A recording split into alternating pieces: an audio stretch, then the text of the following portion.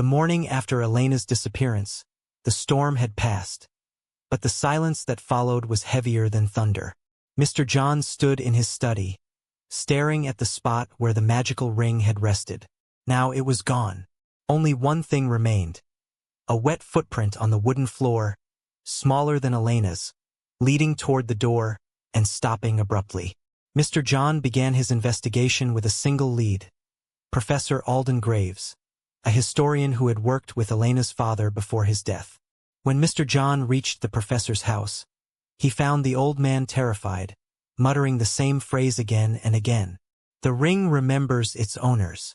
It doesn't forget, it collects. In the professor's notes, Mr. John discovered the truth.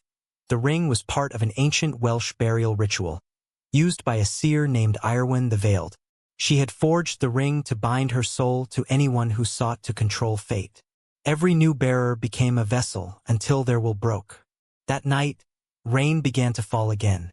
Mr. John lit a candle and examined a torn parchment from the professor's study.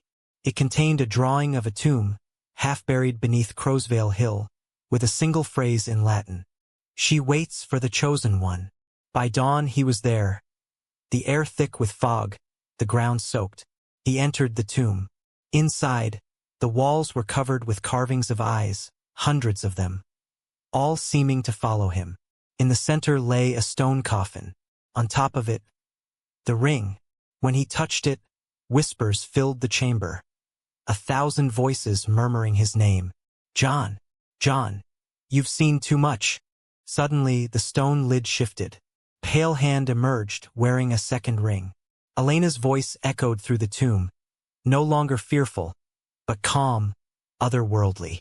"I told you, Mr. John, the ring never chooses twice." The ground trembled.